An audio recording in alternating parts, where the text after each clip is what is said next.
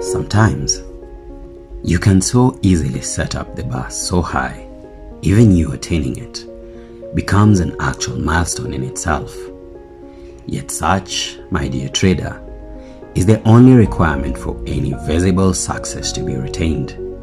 Truth is that attaining to any bar lowered below our actual capabilities is an underscore rather than an achievement in itself. Unbeknownst to many, however, is that every success and milestone made in life is to be celebrated, and with it all glory given to the Almighty. Of even more importance is that this should be done with utmost humility and love, not to demean those below us or even mock those ahead of us, warning them that we are catching up, but rather taking every ounce of energy left to relish this moment present, even as you gear yourself up for the tougher obstacles ahead. And as always, my dear trader, before I delve any deeper into the sketches of success and maybe lose you in my tread, take a pause. So, blessed days and pleasant nights. Welcome to the little pieces and thoughts that play delicately with both our emotions and conscience. Welcome to the desires of the heart, less taught in classrooms or even corridors of power. Welcome to the much wanted yet unmentioned topics. Welcome to your desires. Welcome to my desires. Welcome to our desires.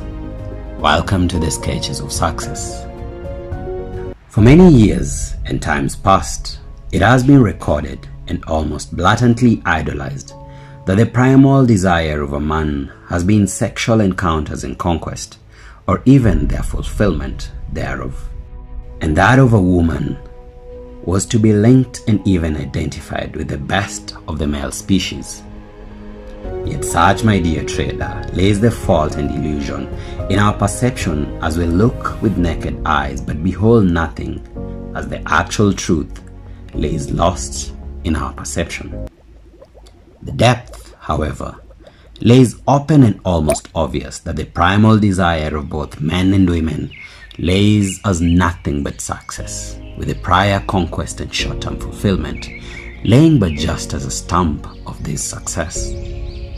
Right from the beginning of time, man was set up in the Garden of Eden for success. Success in the naming of animals, success in the tilling and nurturing of the land, success in the worship and obedience of the Almighty, and success in the provision and protection of His woman. And so was the woman also, as both come out as companions and dependent on one another for this success to be achieved. Before even setting out for this venture into success, hence, we need to know from the start that each of us has been designed for success from the word go. As the Almighty breathed the breath of life within us, meaning He dwells within us, and we can hence do all things through Christ who strengthens us. At this point, we'll most look at me and wonder, if all these things I say are true, why is it that you have failed terribly or whatever it is you have ventured into? My answer to this hence would be a calm yet retaliatory question to you. Have you fulfilled your full potential in whatever it is you're working at? And if yes, is it really what you are good at? Or like most of us, have you ventured into it just so as you can meet your bills and afford an average life like most persons aim for? As most business planners will tell you, hence, a good business will thrive based on an initial written and adhered to business plan. One I must admit that even I have failed terribly at, yet such is the recipe of success. That for success to be achieved, so does it need a good plan of intention and course. The first rule of thumb for success, hence, must be to know oneself first.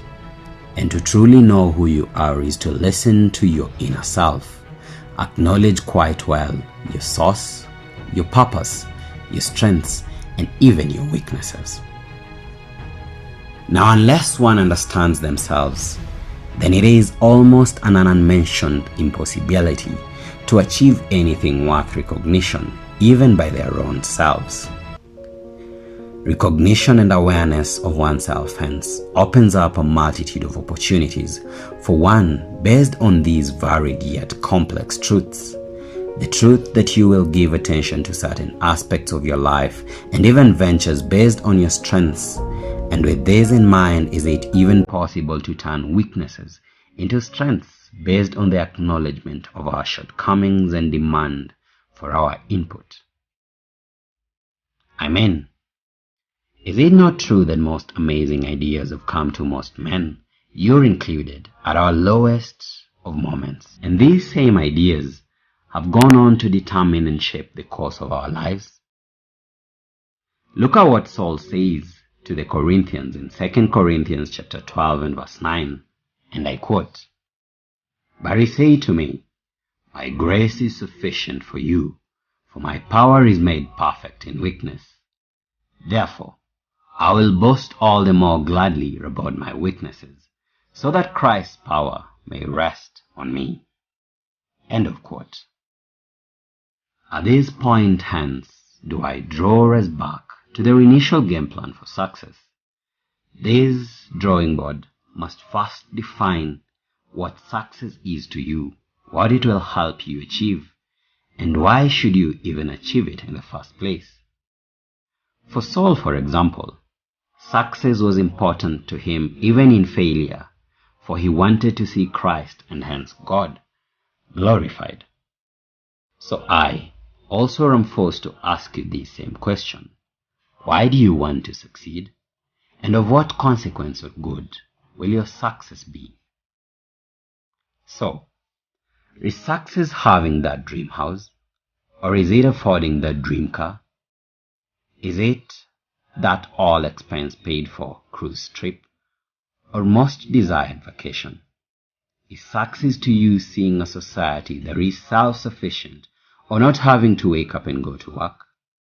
Is success being able to afford whatever your heart lasts for, or waking up to smiling persons even in the midst of pain?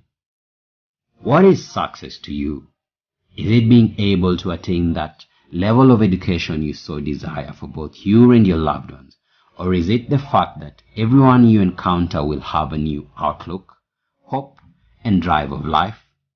Is success fundamental to you to the point that even after you are long gone, those left behind will benefit from its wisdom? Or is it the fact that all remains plush and glam around you for as long as you live? Now these, my dear trader, are the questions that linger through my mind even as I have to go and leave you to ponder upon these thoughts. Please stick around to get more thought-provoking sketches by hitting the subscribe button and notification bell.